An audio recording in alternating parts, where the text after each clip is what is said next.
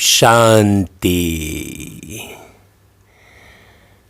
ओम का मतलब है मैं एक आत्मा।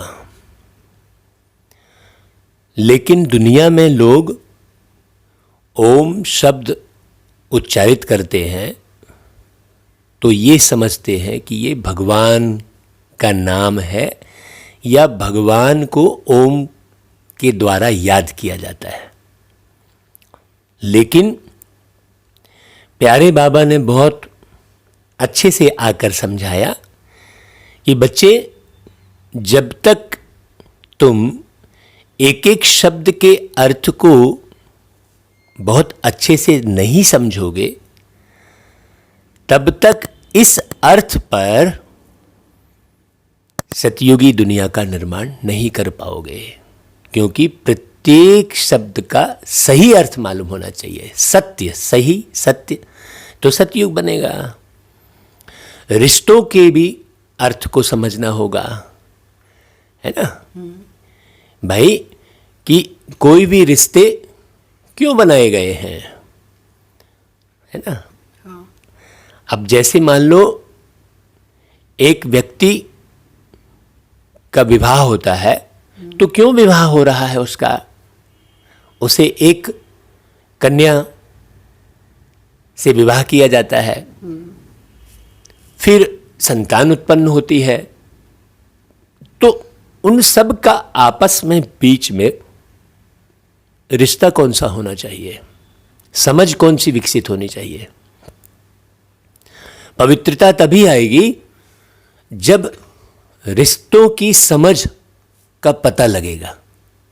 दुनिया में भी जब रिश्तों की समझ का पता लगेगा तब पवित्रता आएगी। अभी एक व्यक्ति जब मंदिर जाता है तो वहां भी नारी की मूर्ति देखता है, लेकिन रिश्तों की समझ होने के कारण वहां उस नारी की मूर्ति को देखकर उसके अंदर विषय वासना की भावना नहीं जागृत होती, भक्ति की भावना जागृत होती है मूर्ति नारी की ही, लेकिन मालूम होने के कारण, समझ होने के कारण वहां भावना विषय वासना की नहीं आती। और वही व्यक्ति यदि चैतन्य नारी को, किसी नारी को देखता है तो रिश्तों की समझ नहीं होने के कारण उसके अंदर विषय वासना के भाव जागृत होते हैं और संसार में विकृति उत्पन्न होती है। उसके अंदर भाव ही खराब आते हैं। तो सबसे पहले मुझे परिवर्तन किसका करना है? अपने भाव का। जब तक मनुष्य के अंदर भाव में परिवर्तन नहीं आएगा तब तक इस भाव में परिवर्तन नहीं आएगा। अब लोग तो एक दूसरे के भाव को ही खराब कर रहे हैं। रिश्तों में अनैतिक संबंध दिखाकर शक पैदा कर रहे हैं प्रत्येक परिवार के अंदर। माने भाव को परिवर्तित कर रहे हैं, दूषित भाव को बढ़ा रहे हैं। तो भाव भी अर्थात संसार भी पूरा दूषित होगा।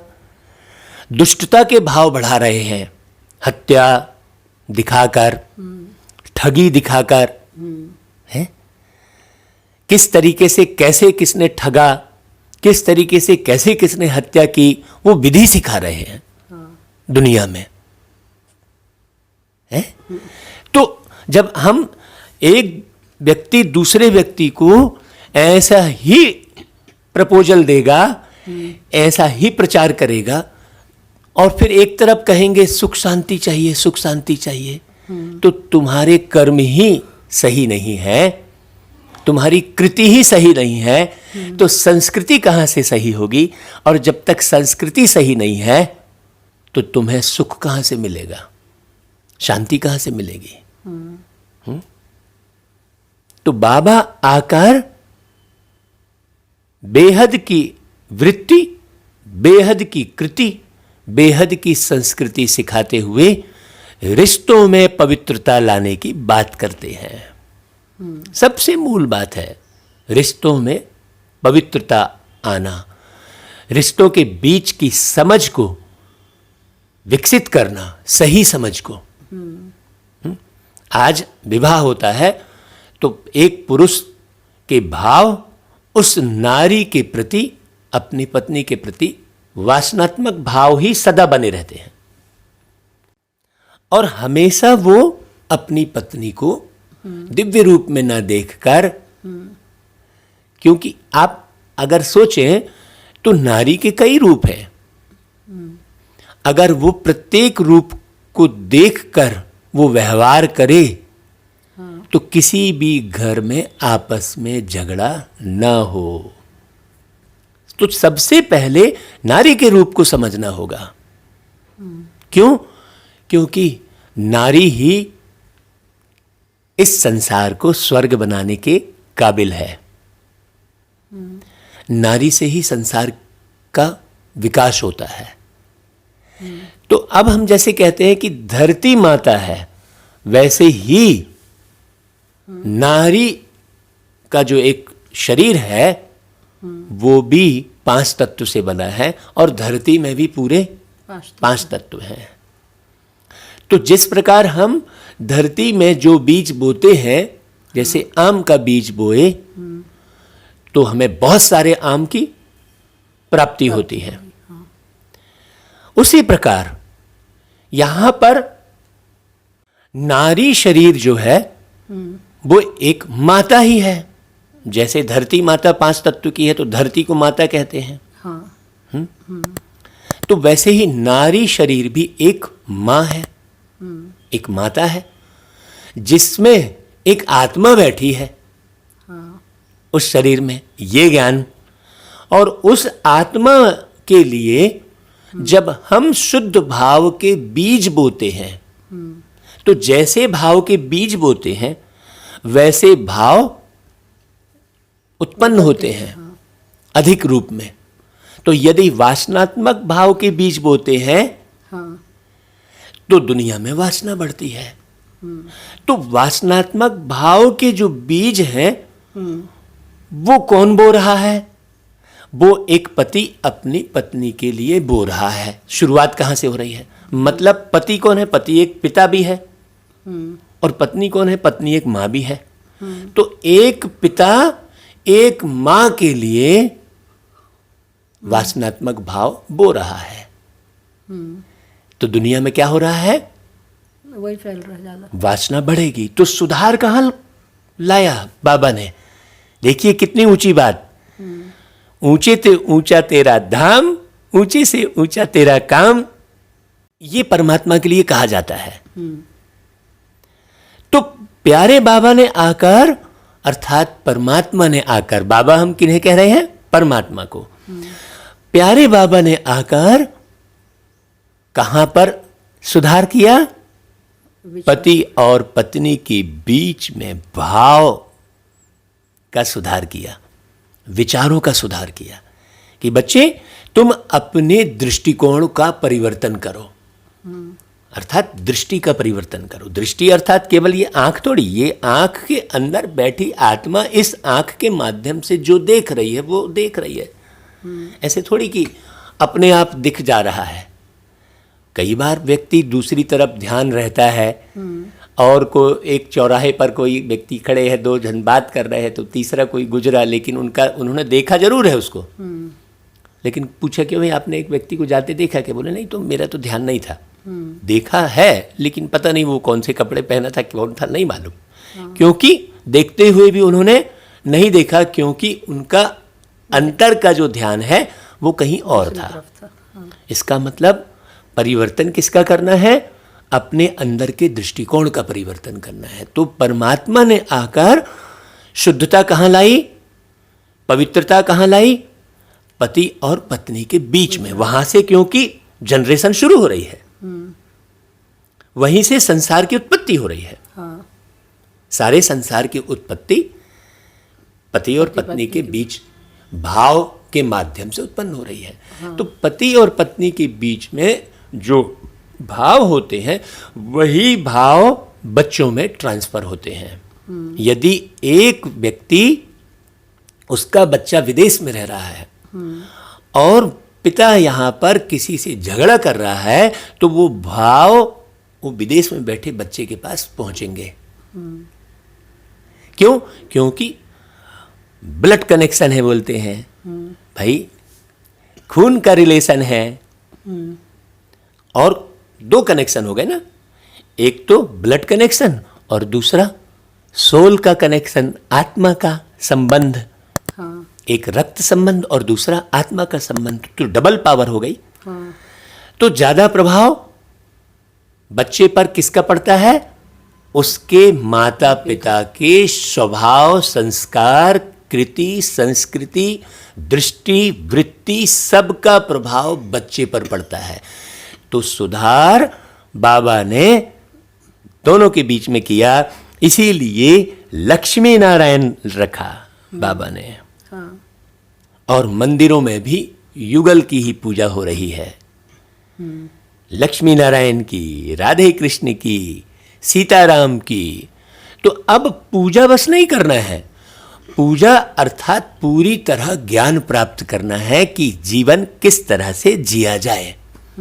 तो बाबा रोज की मुरली में बहुत गहन गंभीर और समझ युक्त बात करते हैं, इशारों में बात करते हैं, ताकि बच्चे विचार सागर मंथन करें और विचार सागर मंथन में बिजी रहें, तो व्यर्थ के विचारों से मुक्त रह सकें। बाबा भी चाहते तो पूरी मुरली में सारा कुछ स्पष्ट कर देते। हाँ। बच्चों को स्पष्ट करने की ड्यूटी नहीं देते, लेकिन जब सब कुछ स्पष्ट हो जाएगा तो फिर बच्चा विचार सागर मंथन कब करेगा?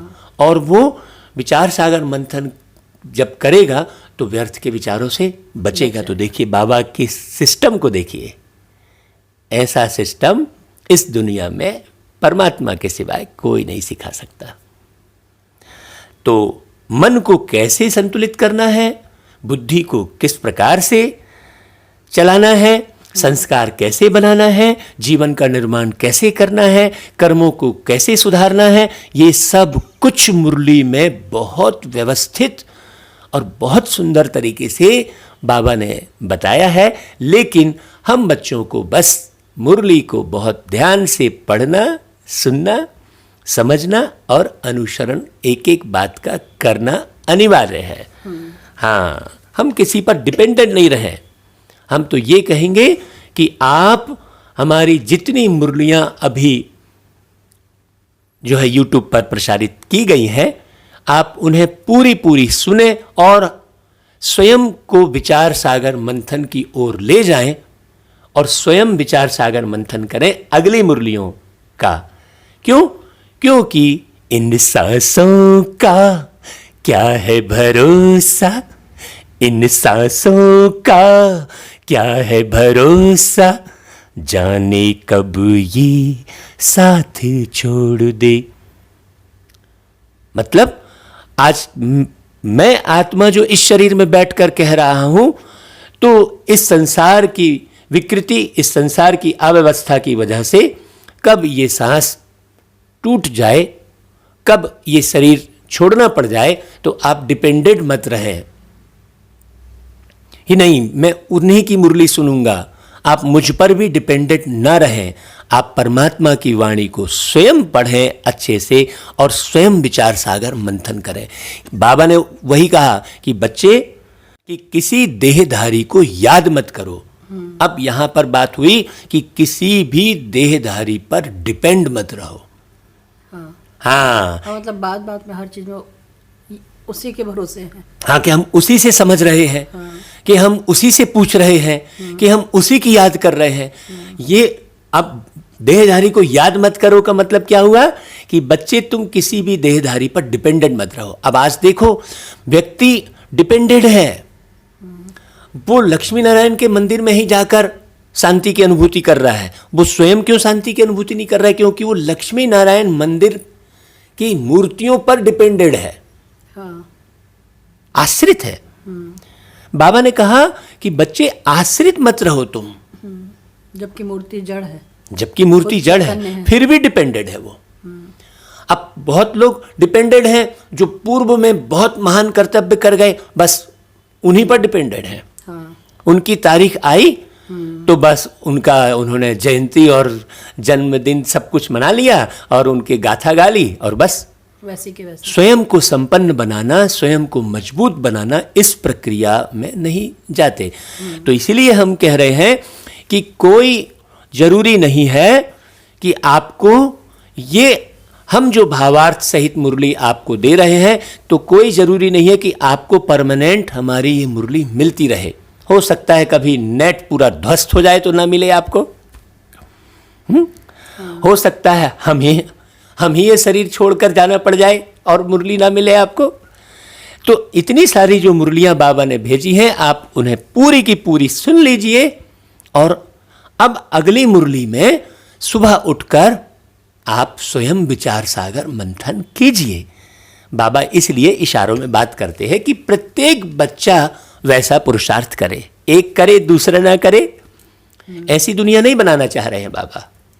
बाबा 9108 की माला, 108 की माला, 8 की माला, 9,16,108 की माला, ये बनाना चाह रहे हैं। तो माला इन द सेंस, माला का अर्थ क्या हुआ? माने एक जैसे फूलों की माला, एक जैसे रत्नों की माला अच्छी लगती है। हाँ। उसकी वैल्यू होती है। अगर हीरे की माला बनेगी और उसमें सारे के सारे हीरे होंगे तो उस माला की वैल्यू कितनी होगी? और हीरे के बाद कोई साधारण रत्न उसमें डाल दिया तो उसकी वैल्यू घट गई उस माला की। हाँ। तो सतयुग वैल्यूबल क्यों है? क्योंकि वहां सारे के सारे एक जैसे हैं। तो मीठे भाइयों और बहनों, जब तक आप एक जैसे नहीं बनेंगे, आप भूल जाइए कि आप सतयुग में जाएंगे। हम सबको मिलकर एक जैसा बनना है। बाबा मुरली के माध्यम से वो सबका मालिक एक, हम सबको एक जैसा बनाने के लिए आया है।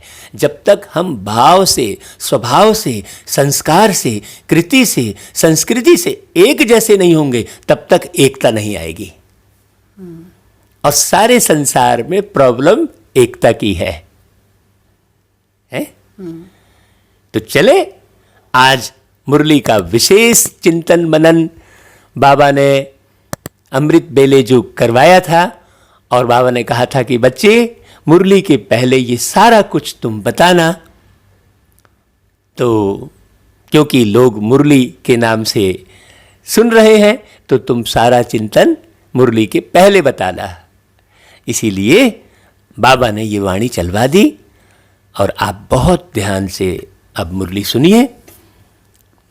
फिर हम मुरली के बीच में या अगली मुरली में हम मन का, बुद्धि का किस प्रकार से संतुलन करते हैं वो भी बताएंगे, जो हमें बाबा ने बताया है। चलिए फिर हम सुनते हैं आज की मुरली। तो बाबा कहते, मीठे बच्चे, तुम जब किसी को भी समझाते हो या भाषण करते हो तो बाबा बाबा कहकर समझाओ। हाँ देखो, बीच में हमने कहा था कि बाबा, अब बाबा के अर्थ को भी समझाओ, नहीं तो वो क्या कर लेंगे, वो कोई देहधारी बाबा, दाढ़ी वाला बाबा, कोई ऐसा इमर्ज करेंगे बाहर के लोग जो ज्ञान में नहीं चल रहे हैं, जिनको समझ नहीं आई है। तो इसलिए बाबा बाबा कहकर समझाओ। बाप की महिमा करो तब तीर लगेगा। तो मुरली के पहले बाप की महिमा किस प्रकार से की, कि बाबा क्यों आते हैं, किस तरह से पढ़ाते हैं, ये सारा कुछ समझ में आए लोगों को। तब क्लियर होगा कि हाँ भाई, ये बात परमात्मा ही बोल रहे हैं और कोई दूसरा नहीं बोल रहा है। फिर बाबा ने प्रश्न किया, बाबा भारतवासी बच्चों से विशेष कौन से प्रश्न पूछते हैं, विशेष भारतवासी बच्चों से? तो उत्तर दिया बाबा ने कि बच्चे, तुम भारतवासी जो बच्चे हो, इतने साहूकार थे, सर्वगुण संपन्न। अब साहूकार का अर्थ बताया बाबा ने। सर्वगुण संपन्न, 16 कला संपूर्ण देवता धर्म के थे, देखो वही बात आ गई, तुम पवित्र थे, काम कटारी नहीं चलाते थे, तो बच्चे तुम बहुत धनवान थे। फिर तुमने इतना देवाला कैसे निकाला है? क्या बच्चे तुमको कारण का पता है? देखो बाबा कितना प्यार से पढ़ा रहे हैं। फिर बाबा बच्चे बच्चे कहते हैं, बच्चे तुम गुलाम कैसे बन गए? इतना सब धन दौलत तुमने कहां गंवा दिया? ख्याल करो, तुम पावन से पतित कैसे बन गए? तुम बच्चे भी ऐसी ऐसी बातें बाबा बाबा कह दूसरों को भी समझाओ तो सहज समझ जाएंगे। ये बाबा प्रश्न कर रहे और उत्तर दिए। तो बाबा किन से बात कर रहे हैं? जो बच्चे सम्मुख बैठे हैं, बाबा उनसे बात कर रहे हैं, उनको तैयार कर रहे हैं। किन के लिए तैयार कर रहे हैं? जो दुनिया में बच्चे सम्मुख बाबा के नहीं बैठे हैं। तो ये जो मुरली चल रही है, इससे ये स्पष्ट हो रहा है कि प्यार का सागर बाबा बिल्कुल पर काया प्रवेश करके सम्मुख बात करते हैं। अच्छा भाई, ओम शांति। ओम शांति। ओम शांति कहने से भी बाप जरूर याद आना चाहिए। बाप का पहला पहला कहना है मन मना भाव। जरूर आगे भी कहा है, तब तो अभी भी कहते हैं ना। तुम बच्चे बाप को जानते हो। अब बाबा विधि सिखा रहे हैं। देखो, जब कहां सभा में भाषण करने जाते हो, वो लोग तो बाप को जानते नहीं है। तुम सम्मुख बैठ रोज मुरली सुन रहे हो तो तुम बाप को जान रहे हो, वो लोग तो जानते नहीं है।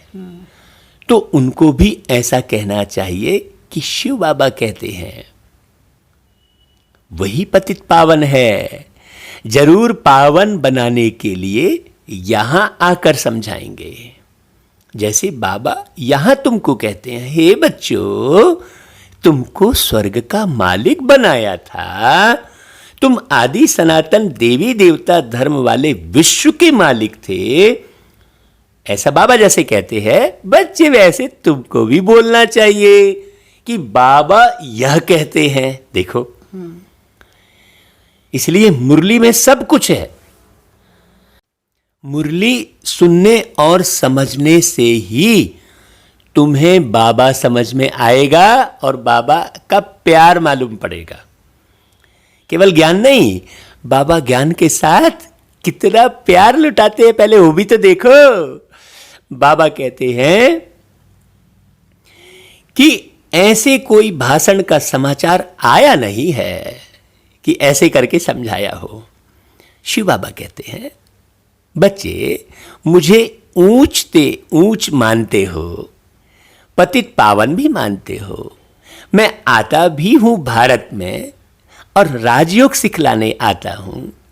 कहता हूं मामे कम याद करो, मुझ ऊंच बाप को याद करो, क्योंकि है वह बाप देने वाला दाता है। बाबा ऐसा क्यों कहते हैं? बरोबर भारत में तुम विश्व के मालिक थे ना, दूसरा कोई धर्म नहीं था। इस बात को अच्छे से समझो। पहले बाप हम बच्चों को समझाते हैं, हम फिर आपको समझाते हैं। बाबा सेवा की विधि सिखा रहे हैं। हाँ। कि जैसे बाबा मुरली चला रहे हैं, वही स्टाइल में आप भी चलाओ। तो जब आप मुरली को बहुत मगन होके बाबा के प्यार में डूब के सुनेंगे, समझेंगे, तब तो वैसा चलाएंगे ना भाई। तो बाबा कहते हैं कि बरोबर तुम विश्व के मालिक थे ना। तो बाबा कहते हैं, तुम भारतवासी कितने साहूकार थे। सर्वगुण संपन्न 16 कला संपूर्ण देवता धर्म था। तुम पवित्र थे। बच्चे तुम काम कटारी नहीं चलाते थे, बहुत धनवान थे। फिर बाप कहते हैं, तुमने इतना देवाला कैसे निकाला है? कारण का पता है तुमको? बाबा प्रश्न कर रहे हैं। तुम विश्व के मालिक थे, अभी तुम विश्व के गुलाम क्यों बने हो? सभी से कर्जा लेते रहते हो, इतने सब पैसे कहाँ गए? तो बाबा कह रहे हैं कि जैसे बाबा भाषण कर रहे हैं वैसे तुम भी भाषण करो तो बहुतों को आकर्षण हो। तुम लोग बाबा को याद नहीं करते हो तो किसको तीर नहीं लगता नहीं है। मतलब तुम इधर उधर बुद्धि को घुमा लेते हो, कहीं इधर भटकते हो, तो बाबा ने क्या कहा था तो भाई याद नहीं रहता, और कैसे कहा था ये भी याद नहीं रहता, मुरली कैसे चलाई थी बाबा ने वो भी याद नहीं रहता। तो तुम्हें बाबा की याद नहीं रहती है, इसलिए वह ताकत नहीं मिलती। नहीं तो तुम्हारा एक ही भाषण ऐसा सुने तो कमाल हो जाए। हैं? बाबा की मुरली को समझकर वैसा विश्लेषण करके बताना ना। अब उठा के मुरली केवल पढ़ दिए सीधा सीधा, तो केवल टीचर माफिक पढ़ा के चले गए, नहीं, वो टीचर बहुत प्रिय होता है, बहुत खुशी खुशी खिलकर और अर्थ सहित समझाकर पढ़ाते हैं। वो टीचर बहुत प्रिय होता है स्टूडेंट को, हमेशा याद भी रहता है, बहुत प्रसिद्ध रहता है, और स्टूडेंट को भी वो बात याद रहती है। ऐसा नहीं कि किताब उठाई और किताब के जो जिंदगी भर याद रहता है। हाँ, और किताब उठाई और किताब के जो पॉइंट है वो एज इट इज सुना दिए और अपनी तिलांजलि दे दिए, बस हो गया, हमारा पीरियड पूरा हो गया। अगर वो सिस्टम से मुरली सुना रहे हैं तो समझ लो सतयुग अभी बहुत दूर है। तो बाबा कहते हैं तुम लोग बाबा को याद नहीं करते। जो दुख हरता सुख करता है, नई दुनिया स्थापन करने वाला है, उन्हें याद नहीं करते। इसी भारत पर स्वर्ग था, हीरे जवाहरातों के महल थे, एक ही राज्य था, सब क्षीर खंड थे, सब क्षीर खंड थे। यहां क्षीर खंड था ऐसा नहीं बोल रहे बाबा, हाँ, सब क्षीर खंड थे। हाँ, मतलब सब ऐसे मिले हुए थे जैसे दूध में शक्कर। दूध से शक्कर को अलग नहीं किया जा सकता, लेकिन पानी भाप बन के उड़ जाएगा और नमक अलग हो जाएगा। तो लून पानी मत बनो, मतलब नमक और पानी की तरह मत मिलो, दूध और शक्कर की तरह मिले हुए रहो। बाबा ये कह रहा है क्षीर खंड थे। जैसे बाप की महिमा अपरंपार है, वैसे भारत की महिमा भी अपरंपार है। भारत की महिमा सुनकर सभी खुश होंगे भारतवासी। बाप बच्चों से पूछते हैं इतना धन दौलत कहां गंवा दिया बच्चे?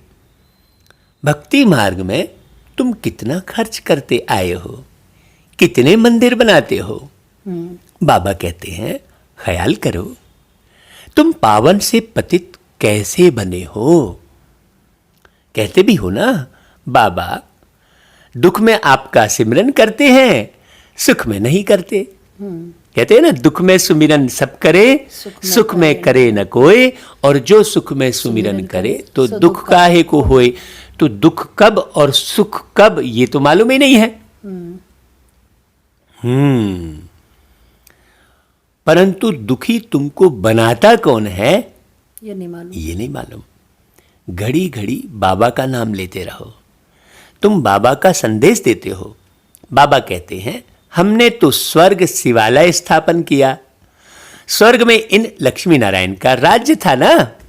देखो बाबा कैसी दुनिया बना के गए, बाबा ने कैसी दुनिया बनाई थी। बाबा अर्थात प्यार के सागर परमात्मा ने कैसी दुनिया बनाई थी ये मनुष्यों को पता नहीं है, इसीलिए गीत गाने लग गए, काहे को दुनिया बनाई। हाँ, है क्या तेरे मन में समाई, क्या तेरे मन में समाई, दुनिया बनाने वाले। हाँ, दुनिया बनाने वाले क्या तेरे मन में समाई, काहे को दुनिया बनाई तूने, काहे को दुनिया बनाई, ऐसा गाते हैं।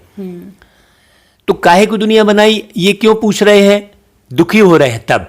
हाँ, सुखी होते तो काहे को दुनिया बनाई पूछते क्या? नहीं पूछते। ये ज्ञान होता कि परमात्मा ने कैसी दुनिया बनाई तो भी नहीं पूछते कि काहे को दुनिया बनाई। हाँ, हैरान परेशान हो गए हैं तो पूछते हैं। तो पूछते हैं कि काहे को दुनिया बनाई। हाँ, अगर सुख की दुनिया बनाई होती, निर्माण किया और वो खराब निकल गया, तो क्यों बनाया भाई तुमने ऐसा? ऐसा बोलते हैं ना। तो दुनिया के लिए भी ऐसा गीत गा रहा है कि भाई काहे को दुनिया बनाई भाई तूने, भगवान को पूछ रहे क्यों?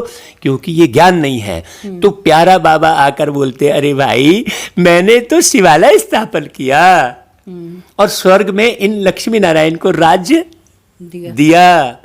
तो तुम यह भी भूल गए हो, तुमको यह भी पता नहीं है कि राधे कृष्ण ही स्वयंवर के बाद लक्ष्मी नारायण बनते हैं।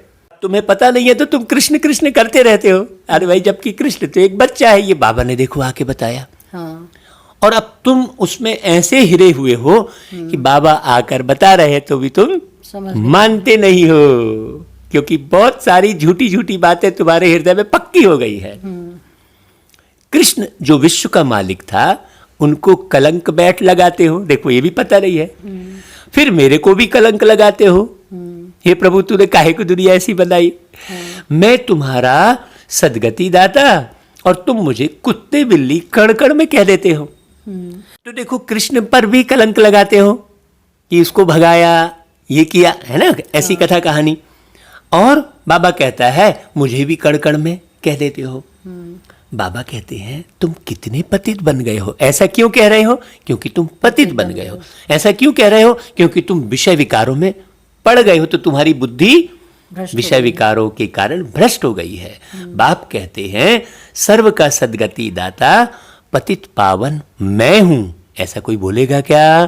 कोई नहीं बोल सकता कि सर्व का सदगति दाता पतित पावन मैं हूं। धरती पे आके ये जो वाणी चल रही है, इससे स्पष्ट हो रहा है कि बाबा यही है और कहीं नहीं है। तुम फिर पतित पावनी गंगा कह देते हो। मेरे से योग न लगाने से तुम और ही पतित बन पड़ते हो। अब तुमने पतित पावनी गंगा कहा तो तुम्हारा योग अर्थात तुम्हारी याद अर्थात तुम्हारा कनेक्शन अर्थात तुम्हारा संबंध कहां से जुड़ गया? गंगा नदी से। वो नदी से जुड़ गया। अब नदी तो बोल नहीं रही है। अब तुम कभी जो है तकलीफ हुई, तो अब कहां से डायरेक्शन मिले तुमको? हाँ। अब तुम नदी के पास जाके डायरेक्शन लेते हो क्या? नहीं। अपना सारा संबंध, सारा कनेक्शन, सारी श्रद्धा जल में लगा दी। तो अब तुमको जब परेशानी हुई तो तुम फिर अब किससे सलाह लो? तुमने भगवान को भी पत्थर भित्तर कण कण में कह दिया। अब तुम फिर भटकना जब शुरू किए, जब तुम्हारी बुद्धि भ्रष्ट हुई, तो बुद्धि कहां से लोगे? तो या दीवार से लोगे, क्योंकि कण कण में भगवान है। तो सलाह कहां से लोगे? क्या वो दीवार बोलेगी? तुमने तो कह दिया कण कण में भगवान है।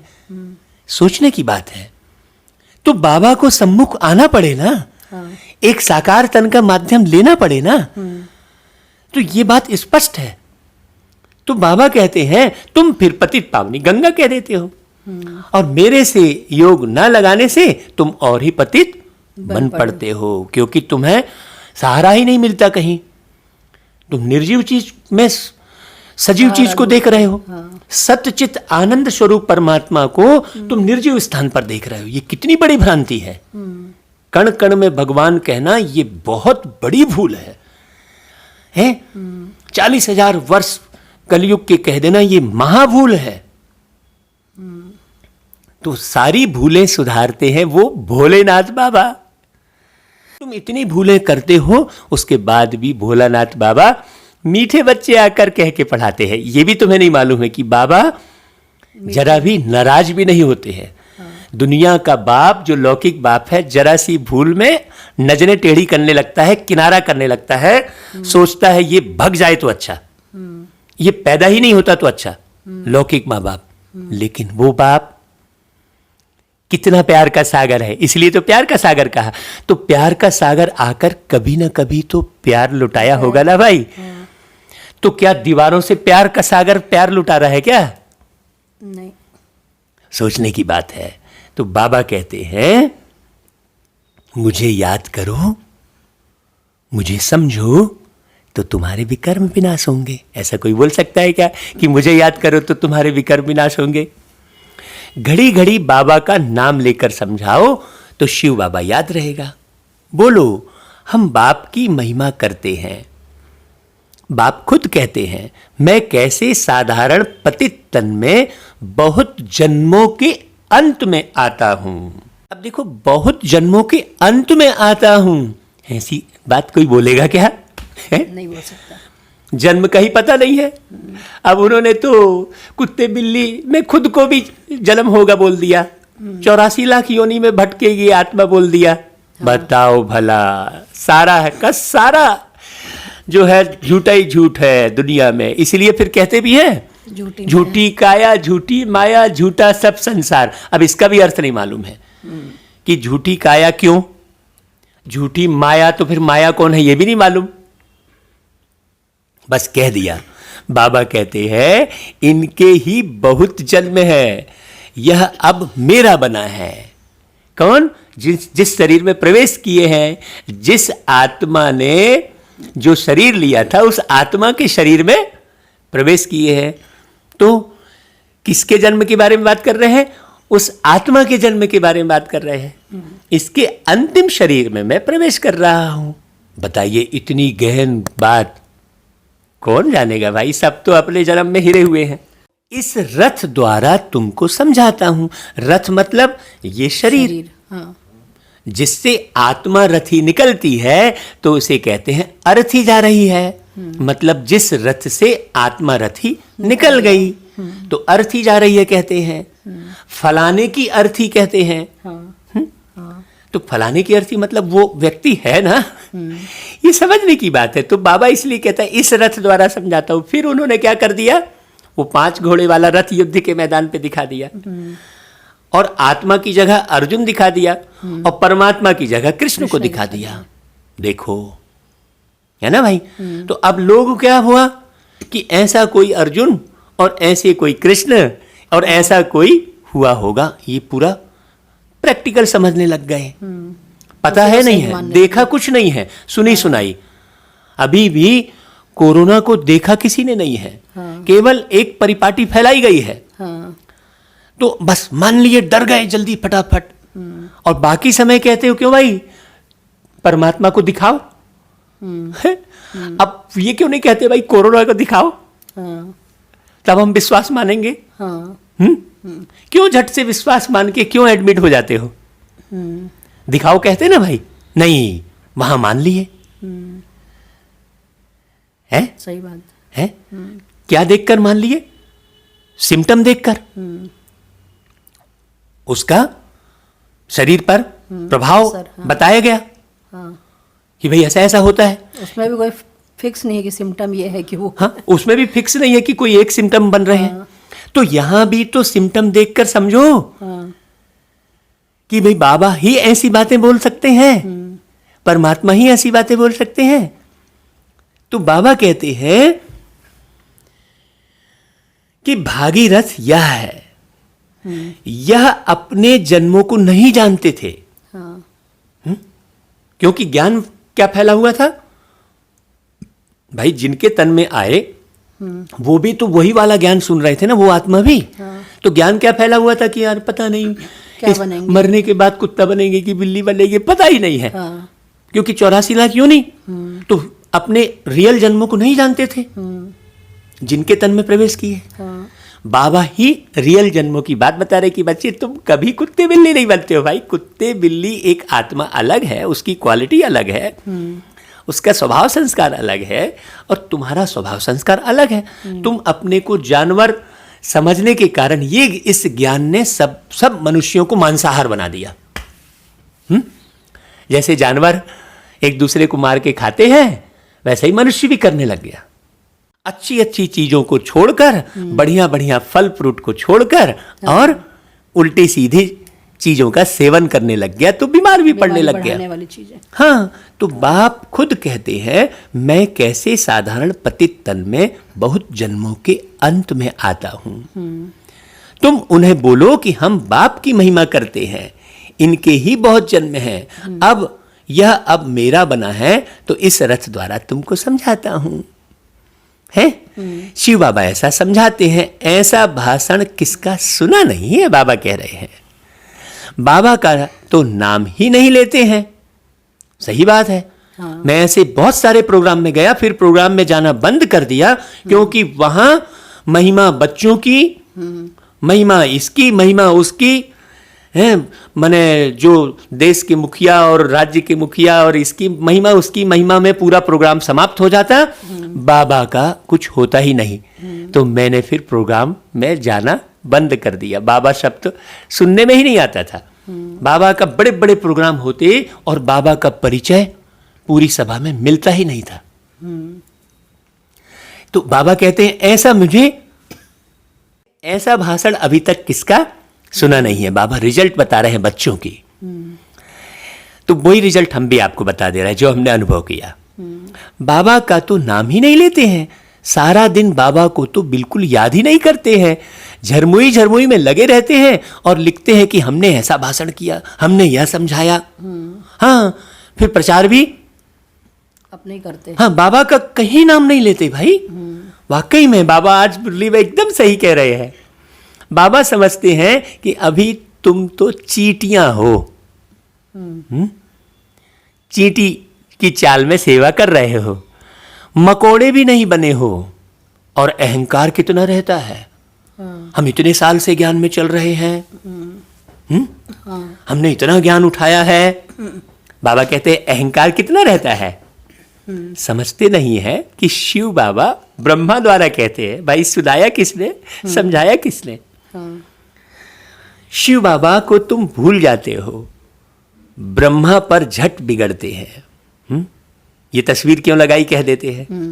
बाप कहते हैं बच्चे तुम मुझे ही याद करो, तुम्हारा काम है मेरे से। मुझे याद करते हो ना, परंतु तुमको भी पता नहीं है कि बाप क्या चीज है, कब आते हैं। गुरु लोग तुमको कहते हैं कि कल्प लाखों वर्ष का है, देखो वही बात आ गई।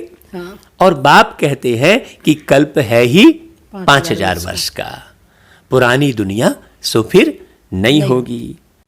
मैं आपको एक ऐसा अनुभव सुनाता हूं। मैं जो है दुबई से लौटा और फिर सोचा, दिल्ली में जब फ्लाइट उतरी तो सोचा दिल्ली से माउंट आबू नज़दीक है, तो क्यों ना माउंट आबू चला जाए। और दिल्ली में कुछ दिन रुक के, और जब बाबा से मिलन की तारीख आई तो हम क्या किए कि घर वापस ना आके सीधे बाबा के घर माउंट आबू चले गए और बाबा से मिलन मनाए।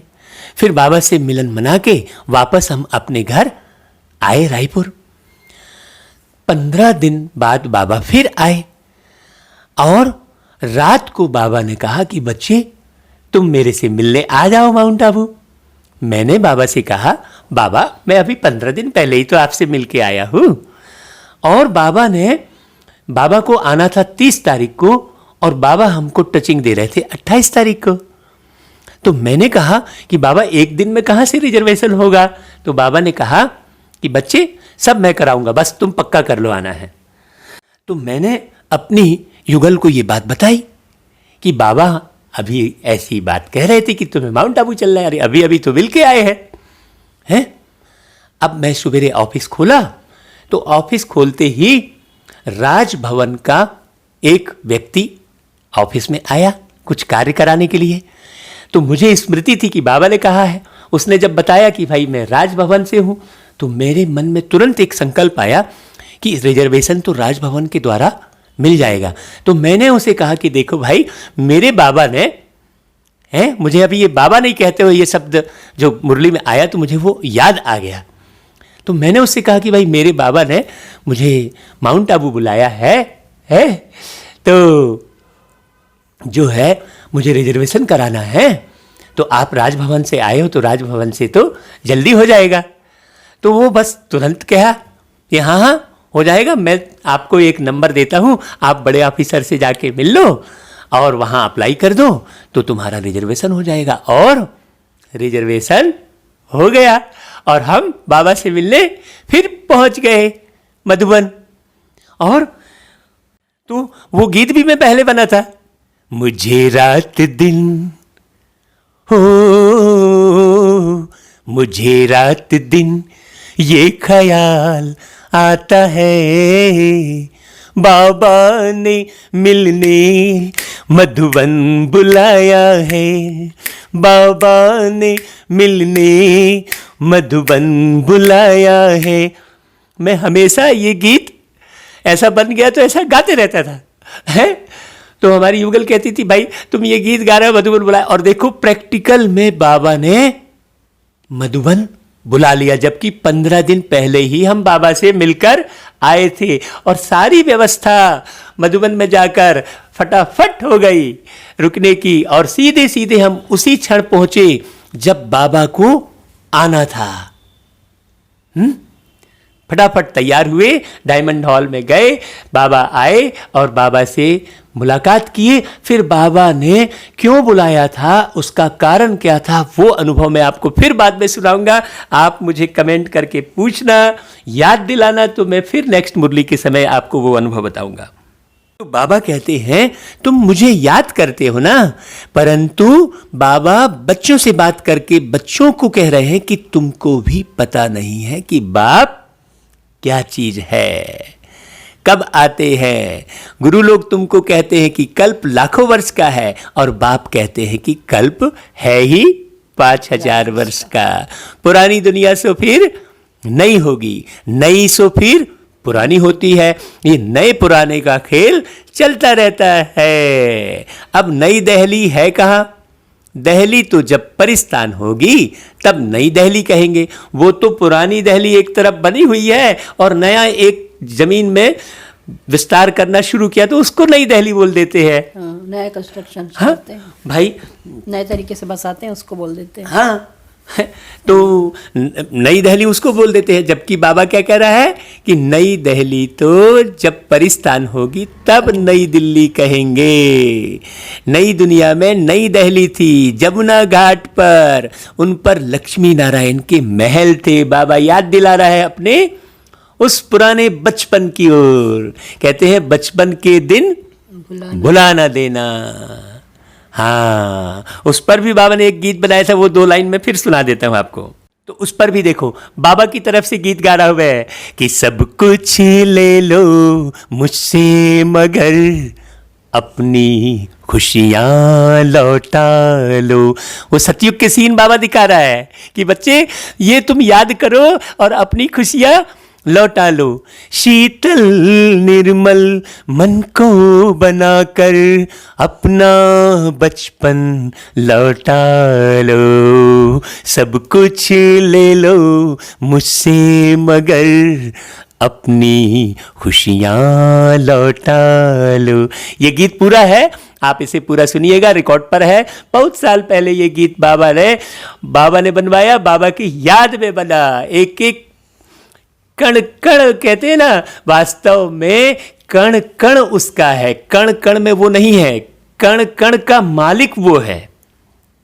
हम उसको ऐसा समझें कि कण कण का मालिक वो है, तो किसी भी कण में अपना अधिकार तुम नहीं जमाओगे। यहां कण कण का मालिक वो है ये ज्ञान ना देकर कण कण में वो है कह दिया तो सारा बिगड़ गया। है ना। और सारे कण कण में अपना हक जताने लगे, सारे कण कण में अपना हक जताने लग गए। तो कण कण में वो नहीं है, कण कण उसका है। इस बात को समझेंगे तो प्रत्येक कण में आपका अधिकार हट जाएगा और लड़ाई समाप्त हो जाएगी। देखिए ज्ञान कितना उल्टा सुना दिया लोगों ने, और बाबा ने आके कितना सुलटा किया, अर्थात सीधा किया। बाबा कहते हैं अभी तो कब्रिस्तान होना है, जो पहले परिस्थान था। अब तो बच्चे ये अंतिम समय आ रहा है, ये अब कब्रिस्तान ही होना है। देखो बाबा इशारे दे रहा है कि वर्तमान में क्या होना है। कब्रिस्तान होना है मतलब सब यहाँ मरे हुए ही तरह। हाँ, सब दफन हो जाने हैं। इसलिए बाप कहते हैं मुझ ऊंचते ऊंच बाप को याद करो तो पावन बनेंगे। अब ऐसा कोई बोलेगा क्या कि मुझ ऊंचते ऊंच बाप को याद करो? कोई नहीं बोल सकता। कोई घोषित करेगा? अपने आप को बाप घोषित कर सकता है इस दुनिया में कोई मनुष्य? नहीं। कोई नहीं कर सकता। तो बाबा कहते हैं हमेशा ऐसे बाबा बाबा कहकर समझाओ। बाबा नाम नहीं लेते हो इसलिए तुम्हारा कोई सुनते नहीं है। बाबा की याद न होने से तुम्हारे में जौहर नहीं भरता, देह अभिमान में तुम आ जाते हो। बांधेलियां जो मार खाती हैं वह तुमसे जास्ती याद में रहती हैं। देखो बाबा कह रहा है। जो सम्मुख बच्चे नहीं बैठे हैं, जो बांधेलियां बाबा के सामने नहीं बैठी हैं, उनके बारे में कह रहा है बाबा। हाँ, कितना पुकारती है। जब बाबा बांधेलिया कहता है तो मैं अपने आप को बांधेली समझता हूँ भाई। हाँ, मैं भी बंधा हुआ था भाई, बहुत इधर उधर न जाने कहाँ कहाँ बंधा हुआ था, और बाबा को याद कर रहा था कि बाबा आप कहाँ हो, और बाबा हमको मिल गया। बाबा कहते हैं तुम सब द्रौपदियाँ हो ना, चिल्ला रहे हो, अब तुमको नंगन होने से बचाते हैं। तो बाबा आकर नंगन होने से बचाते हैं। और अरे दुनिया वालों, हम कहते हैं कि तुम नगन नगन वाले चित्र ही देखते हो। बाबा आए हैं नगन होने से बचाने के लिए, और तुम हैं नग्न चित्रों के पीछे पड़े हो, तो कहां से तुम सुखी रहोगे। बाबा कहते हैं कि अब तुमको मैं नगन होने से बचाता हूं। ऐसा कोई बोलेगा? सोचो, उसको दिखाया है कि वस्त्र ऊपर से आ रहे फेंके। अब भाई ऊपर से वस्त्र कहां से आ जाएंगे? साड़ियां आई और द्रौपदी में लिपटते गई और दुशासन थक गया। तो इसका क्या रहस्य भाई? साड़ी अब हमने बस मान लिया ऐसा, है ना? आप ये सब के आध्यात्मिक रहस्य के वीडियो भागवत कथा में बाबा ने जो है विभिन्न स्थानों पर भागवत कथा करवाई, तो इसका अर्थ भागवत कथा के वीडियो में बताया है, आप उन्हें भी देखें भैया। ये सब बातें तो एक बार में बताई नहीं जा सकती ना, एक ही क्षण में। बाबा कहते हैं माताएं भी ऐसी कोई होती हैं जिनको कल्प पहले भी पूतना आदि नाम दिए थे, तुम भूल गए हो। बाप कहते हैं भाई उस पूतना की कथा का भी अर्थ हमने भागवत कथा में सुनाया है, आप जरूर वो वीडियो देख लीजिए। अच्छा, बाप कहते हैं भारत जब शिवालय था तो उसे स्वर्ग कहा जाता था। यहां फिर जिनके पास मकान विमान आदि हैं वह समझते हैं हम स्वर्ग में हैं। भाई स्वर्ग मतलब चरित्रवान आत्मा, स्वर्ग मतलब गुणों से संपन्न आत्मा। ये एरोप्लेन आदि स्वर्ग नहीं कहलाएगा। आप सतयुग में बहुत अच्छे एरोप्लेन थे, स्वर्ग में ऐसे था, इससे आप स्वर्ग मत समझना। स्वर्ग का मतलब होता है सर्वगुण संपन्न आत्माएं। वहां जितनी भी आत्माएं शरीर लेकर पार्ट जो बजाती हैं वो सर्वगुण संपन्न बनकर इसी संगम युग में बाबा के द्वारा बनती हैं, प्यारे बाबा के द्वारा। तो बाबा कहते हैं अब वो मकान अच्छे अच्छे बना लिए, विमान आदि बन रहे, तो वो स्वर्ग में है कह देते हैं। कितनी मूढ़मती है, हर बात में बोलो। बाबा कहते हैं यह हठ योगी तुमको मुक्ति थोड़े ही दे सकते हैं, वो तो तुम्हें नाक चढ़ाना सिर चढ़ाना सिखाएंगे, उल्टा उल्टा लटको, नीचे सिर करो ऊपर टांग करो, ये कोई बात हुई भाई? अब सारा ब्लड सर्कुलेशन सारा का सारा ब्रेन में जाकर भरेगा तो क्या हालत होगी? तो वो तो तुम्हें हठ योग सिखाते हैं। तो बाबा कहते हैं भाई ऐसे हठ योग से तुमको मुक्ति थोड़े ही मिलेगी, जबकि सर्व का सद्गति दाता एक है, फिर गुरु किस लिए करते हो भाई? वो भी तो जन्म लिए, वो भी तो विषय विकारों से पैदा हुए, जिनको तुम गुरु मान रहे हो उनके भी तो अब कहते हैं माता गुरु। तो वो जो गुरु अभी बनाए हो उनकी भी तो माँ होगी, तो फिर गुरु वो हुई ना। जबकि तुम माता गुरु कह रहे हो तो वो भी तो किसी न किसी माँ के गर्भ में पैदा हुए। तो फिर अब गुरु किसको बोले? उनकी माँ को बोले कि उनको बोले? जबकि माँ गुरु है तो फिर आपको माँ के पास जाना चाहिए। नहीं, वो माँ भी गुरु नहीं है, वो भी गुरु नहीं है। गुरु तो एक जो अजन्मा है, जो अकाय है, क्योंकि माँ ने भी शरीर लिया और माँ ने भी विषय विकारों से ही शरीर लिया। तो यहाँ कोई गुरु कहला ही नहीं सकता। अब मार्ग बताने वाला आप कहते हैं भाई जो मार्ग बताए वो गुरु। तो भाई एक साइन बोर्ड भी तो मार्ग बताता है आपको, एक मील का पत्थर भी मार्ग बताता है, तो क्या वो गुरु हो गया? सोचने की बात है। हाँ, तो तुम उन सन्यासियों को गुरु मानते हो, तो क्या तुमको सन्यासी बनना है या हठ योग सीख कर ब्रह्म में लीन होना है? सोचो। लीन तो कोई हो नहीं सकता, पार्ट सबको बजाना है। क्यों? क्योंकि सब एक्टर्स अविनाशी हैं। एक्टर्स कौन? आत्मा। यह अनादि अविनाशी ड्रामा है। मोक्ष किसको मिल कैसे सकता है? बाप कहते हैं, मैं इन साधुओं का भी उद्धार करने आता हूं। उसी को रामायण में दिखाया है, साधुओं का उद्धार करते हुए रामचंद्र जी को, लेकिन जंगल में घूमते दिखाया है। ये कांटों का जंगल है। कलयुग ये कांटों का जंगल है। है ना? उसमें परमात्मा राम आते हैं। हाँ, उसमें परमात्मा राम आते हैं। यहां पर बात समझने की है। फिर पतित पावनी गंगा कैसे हो सकती है, जबकि साधुओं का उद्धार करने भी मैं आता हूं, बाबा कह रहा है। ऐसा कोई बोल सकता है क्या? एक एक शब्द को ध्यान से सुनिएगा। पतित पावन तुम मुझे कहते हो ना, तुम्हारा मेरे से योग टूटने से यह हाल हुआ है, क्योंकि तुम्हारा कनेक्शन भाई मैन पावर हाउस से कनेक्शन उधर से हटा हुआ है, और तुम अपने घर की लाइट ठीक करते बैठे हो। ये बटन खराब तो नहीं हो गई, वो बटन खराब तो नहीं हो गई, मीटर तो खराब नहीं हो गया, तुम ये झमेले में पड़े हो। अरे भाई, मैन पावर हाउस से कनेक्शन कट कर दिया गया है, ये तो सुनो पहले अच्छे से।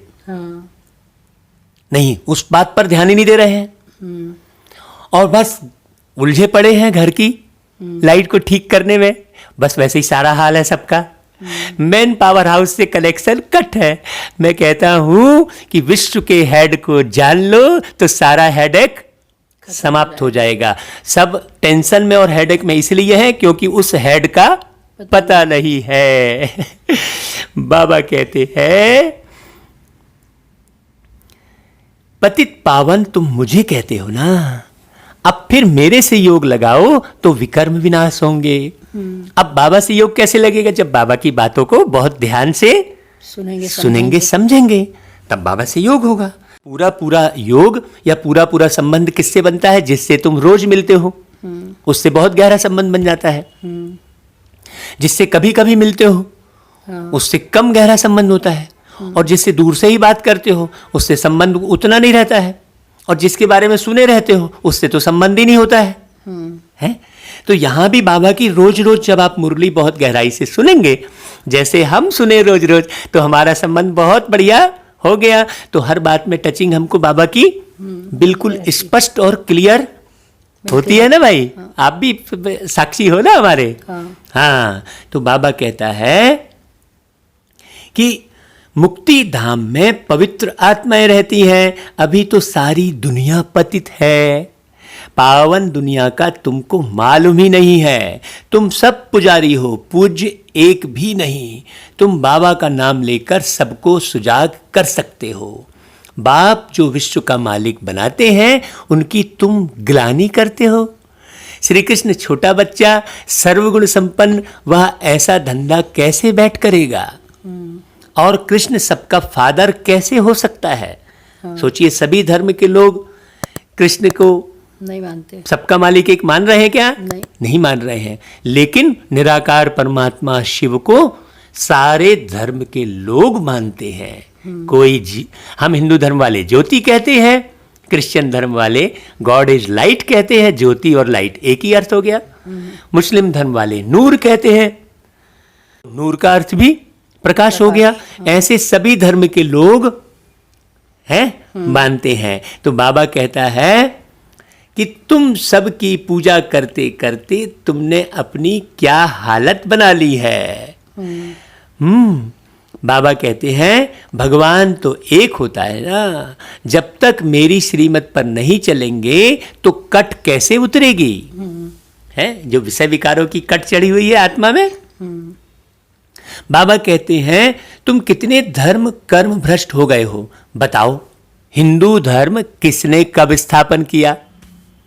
अब सभी धर्म के तो धर्म पिता का पता है, लेकिन हिंदू धर्म के धर्म पिता कौन है भाई? बताओ। कोई नहीं बता सकता। बस हिंदू हिंदू, हम हिंदू हैं, गर्व से कहो हम हिंदू हैं। हाँ।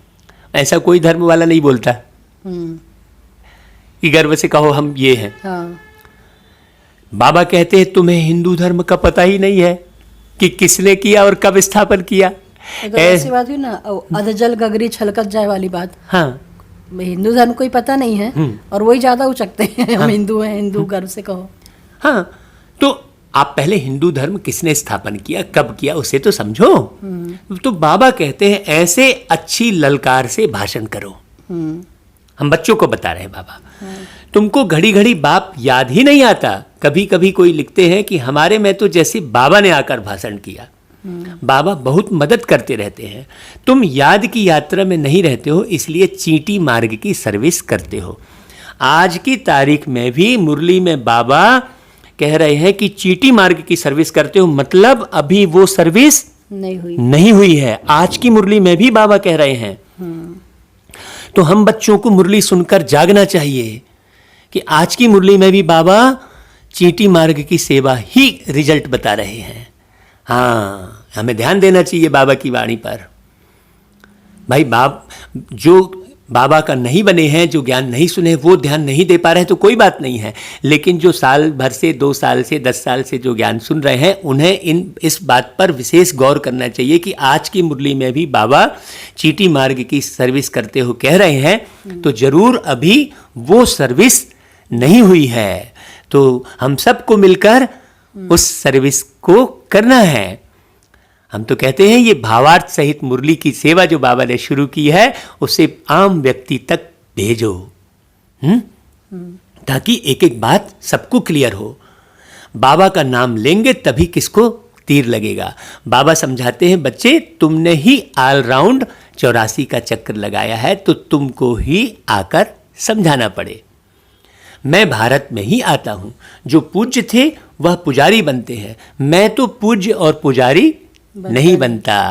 माने बाबा पाप और पुण्य से परे है। हाँ, तुमने पाप की है तो पुण्य करने की परिभाषा, पुण्य करने की पढ़ाई सब सीखनी पड़े।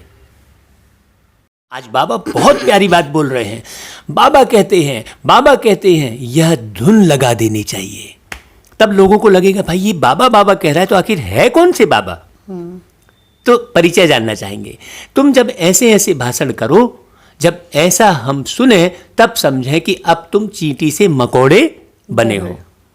तो बाबा यहां पर एकदम स्पष्ट सही बोल रहे हैं। वो स्पष्ट देखने मिल रहा है कि आज तक जितने भी भाषण सुनने में आते हैं, चाहे टीवी पर, लेकिन एक जगह भी बाबा शब्द नहीं कहते।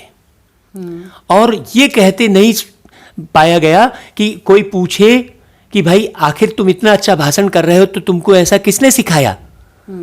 ना तो पूछने वाला पूछता है, जो टॉक शो दिखाते हैं तो पूछने वाला पूछता भी नहीं है कि भाई तुमको किसने ऐसा सिखाया, और बताने वाला भी ये नहीं बताता कि भाई हमने ये सब बाबा की मुरलियों से सीखा है। हमने वो वरिष्ठ बहनों से सीखा है जिन्होंने त्याग तपस्या करके ये आश्रम की स्थापना, सेंटर की स्थापना की है। भाई हमने उनसे सीखा है। अगर वो त्याग तपस्या करके, दादियां त्याग तपस्या करके अगर ये नहीं की होती, तो आज हम ये मुरली का अर्थ कहाँ से समझा रहे होते। हमें सेंटर ही नहीं मिला होता पढ़ने के लिए, तो हम ये कहाँ से समझा रहे होते। और वो सेंटर की स्थापना करने वाला कौन, परमात्मा, प्यारा बाबा। ये अच्छे से बुद्धि में आया। तो हम लगातार सेंटर जा जाके केवल बाबा को ही उठाते रहे और किसी को नहीं उठाया। न किसी के स्वभाव संस्कार को उठाया हमने, न किसी के व्यवहार को उठाया हमने। केवल जा जाकर क्या किया, बाबा के स्वभाव संस्कार की ओर ध्यान दिया। बाबा की मुरली, बाबा बाबा जो बाबा कह रहे हैं कि ऐसी धुन लगा दो, तो मुझे वो याद आ रहा है पुराना जमाना, वो पुराना समय जब हम ज्ञान में शुरू किए थे। तो जब हम बाबा के पास पहली बार कल्चरल विंग के प्रोग्राम में गए थे, वहाँ हम गीत गाने गए थे, दुनियावी गीत गाने और भूल गए थे। वहीं से बाबा बाबा कहते आ गए थे। ये बाबा की ही कमाल है, जो बाबा ने हमको ऐसे दिल में बिठा लिया था। तो बाप कहते हैं मैं तुमको पढ़ाता हूँ तो तुम सिर्फ मामे कम याद करो ना। इस रथ द्वारा तुमको सिर्फ कहता हूँ कि बच्चे तुम मुझे समझो, मुझे याद करो। रथ को थोड़े ही याद करना है। बाबा ऐसे कहते हैं, अब तुम नाम रूप में फंसते हो, तो वो रथ को याद करना हो गया। पहले वो ब्रह्मा बाबा का उदाहरण दे रहे हैं, उनके तन में प्रवेश किए हैं। हाँ। अब तुम नाम रूप में फंसते हो, उन्हीं का फोटो छापते हो। बाबा कहते हैं रथ को थोड़ी ही याद करना है। बाबा ऐसे कहते हैं, बाबा यह समझाते हैं, ऐसे ऐसे तुम बोलो, फिर देखो तुम्हारा कितना प्रभाव निकलता है। बाप कहते हैं देह सहित सभी संबंधों से बुद्धि का योग तोड़ो। अपनी देह भी छोड़ी तो बाकी रही आत्मा, अर्थात अपने देह से भी बुद्धि योग हटा दो। नहीं, जरा सी बीमारी हुई तो सारी बुद्धि वहीं लगी हुई है? अरे भाई, गोली दवाई खिलाओ और भूल जाओ। ऐसा अभ्यास करना पड़े, रियल। ऐसा थोड़ी कि मैं विदेही हूं, संकल्प बस चला रहे हैं। जब बीमारी आए तब उससे परेशान होना बंद कर दो। नहीं, थोड़ी सी भी बीमारी आई तो मुंह लटक पड़ता है?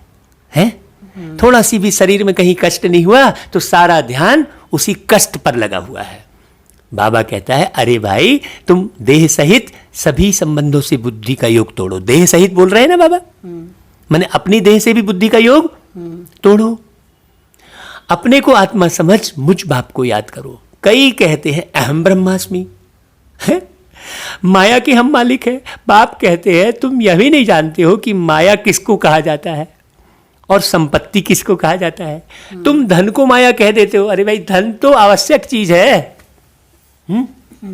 ऐसे ऐसे तुम समझा सकते हो। बाबा कहता है बहुत अच्छे अच्छे बच्चे मुरली भी नहीं पढ़ते हैं। देखो बाबा रिजल्ट बता रहे हैं। देखो, अब मुरली नहीं पढ़ते हैं तो अब जांचो भाई, ये मुरली आप 4 बार 5 बार सुनो। बाबा कहते हैं कि ये मुरली जो चल रही है, ये बाबा खूब रात रात गहरे से उठा उठा कर ये पढ़ा कर फिर पढ़वा रहे हैं। ये बाबा ही करा रहे हैं भाई। हाँ, हम तो कहीं है ही नहीं। बाबा कहता है कि ऐसे ऐसे तुम सबको समझाओ। बाप को याद नहीं करते तो तीर नहीं लगता, क्योंकि याद का बल नहीं मिलता है। बल मिलता है याद से, जिस योग बल से तुम विश्व के मालिक बनते हो। अब याद का बल कोई बैठ के थोड़ी जमा करना है?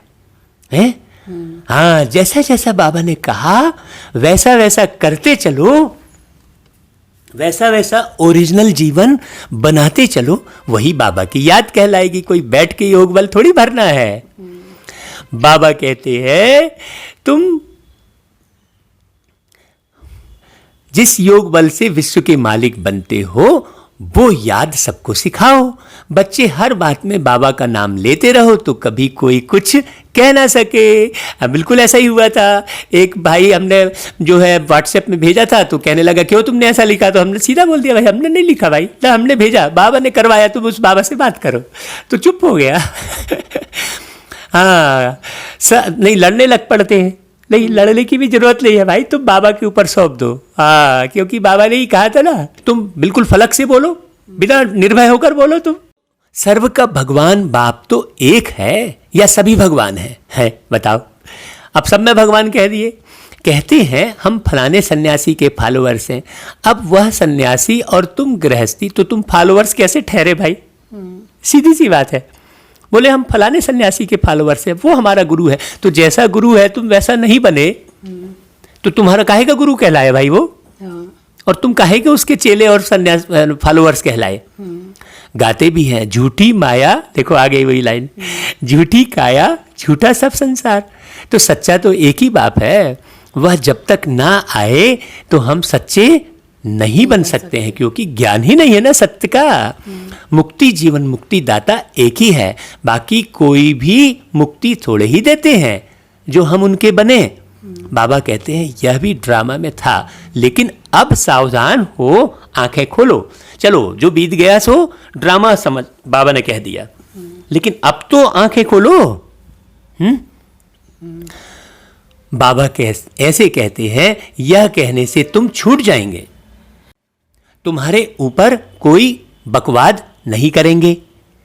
त्रिमूर्ति शिव बाबा कहना है, सिर्फ शिव नहीं। त्रिमूर्ति को किसने रचा?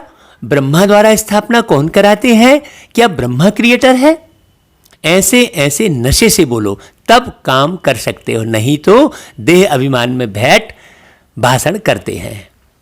हाँ, बाप समझाते हैं यह अनेक धर्मों का कल्प वृक्ष है। पहले पहले है देवी देवता धर्म, अब वह देवता धर्म कहाँ गया? पूछो लोगों से। भाई मूर्ति मूर्ति दिख रही है, कहाँ गया वो देवता धर्म? लाखों वर्ष कह देते हैं, यह तो 5000 वर्ष की बात है। तुम मंदिर भी उन्हों के बनाते रहते हो, तो बताओ कहाँ है अभी वो? अभी यहीं बैठ के सुन रहे हैं। हाँ, तो दिखाते हैं पांडवों और कौरवों की लड़ाई लगी। अरे भाई, पांडव पहाड़ों पर गल मरे भी लिखते हो एक तरफ, फिर क्या हुआ? काम कटारी ना चलाना, उसको ही वैष्णव कहते हैं। अब बोलो, बाबा ने कितनी प्यारी बात बोली। वह है विष्णु की वंशावली। हाँ, जो काम कटारी ना चलाए, मतलब जिसमें एक भी विष, अणु मात्र भी विष न रहे, वो विष्णु। अच्छा, मीठे मीठे सिक्के लदे बच्चों प्रति माता पिता बाप दादा का याद प्यार और गुड मॉर्निंग। रूहानी बाप की रूहानी बच्चों को नमस्ते, और हम रूहानी बच्चों की रूहानी माता पिता बाप दादा को याद प्यार गुड मॉर्निंग और नमस्ते बाबा। अच्छा भाई, धारणा के लिए मुख्य सार। सर्विस में सफलता प्राप्त करने के लिए अहंकार को छोड़ हर बात में बाबा का नाम लेना है, याद में रहकर सेवा करनी है। झरमुई झगमुई में अपना टाइम वेस्ट नहीं करना है। सच्चा सच्चा वैष्णव बनना है, मतलब काम कटारी नहीं चलाना है, कोई भी हिंसा नहीं करनी है। देह सहित सभी संबंधों से बुद्धि योग तोड़ देना है। बुद्धि का योग तोड़ना है ना, व्यवहारिक योग नहीं तोड़ना है। व्यवहार निभाना है, लेकिन किसी के व्यवहार में बुद्धि नहीं लगाना है। लेकिन हम उल्टा करते हैं, व्यवहार निभाते नहीं है, व्यवहार में बुद्धि लगाते रहते हैं। उसने ऐसा क्यों किया यार, समझो जरा, उसने वैसा क्यों किया भाई, उसको समझने का पुरुषार्थ करते रहते हैं। अच्छा भाई, वरदान। विश्व कल्याण के कार्य में सदा बिजी रहने वाले विश्व के आधार मूर्त भव। विश्व कल्याणकारी बच्चे स्वप्न में भी फ्री नहीं रह सकते। भाई, सपने में भी गीत बनते हैं, बताया था आपको पहली की मुरलियों में। जो दिन रात सेवा में बिजी रहते हैं, उन्हें स्वप्न में भी कई नई नई बातें, सेवा के प्लान व तरीके दिखाई देते हैं। वे सेवा में बिजी होने के कारण अपने पुरुषार्थ के व्यर्थ से और औरों के भी व्यर्थ से बचे रहते हैं। उनके सामने बेहद विश्व की आत्माएं सदा इमर्ज रहती हैं। उन्हें जरा भी अलबेलापन आ नहीं सकता। ऐसे सेवाधारी बच्चों को आधार मूर्त बनने का वरदान प्राप्त हो जाता है। अब बाबा ने बेहद विश्व कह दिया, तो कई लोग सेवा के नाम पर विदेश जाने की कामना करने लगते हैं। और कामना विदेश घूमने की है, लेकिन नाम लगा दिया कि बाबा ने बेहद विश्व सेवा करने कहा था, इसलिए मैं विदेश आना चाहता हूं। अब आप सोचो कि बाबा ने क्या कहा था कि भारत ही पूरा विश्व है, तो आप मन में कामना दूसरी है विदेश जाने की, और नाम लगा दिया बाबा की सेवा का। ये भी सूक्ष्म में आप विकर्म। हाँ, बहुत बड़ा विकर्म है कि अंदर के भाव कुछ और है और नाम लगा दिया सेवा का। अगर कोई बच्चा ऐसे कार्य कर रहा है तो कभी भी वो बाबा की सेवा नहीं कर सकता, और ना वो कभी सतयुग के निर्माण का सहयोगी कहलाएगा। हैं, अंदर में मन में भाव धन जमा करने के हैं, अंदर में मन में भाव सोबाजी करने के हैं, और सेवा का नाम लगा दिया। अंदर में भाव अच्छे अच्छे विलासिता की सामग्री इकट्ठे करने के हैं, आलीशान मार्बल वाले भवन में रहने की इच्छा अंदर में है, और नाम लगा दिया सेवा का। तो देखो, ये बहुत बड़ा विकर्म है।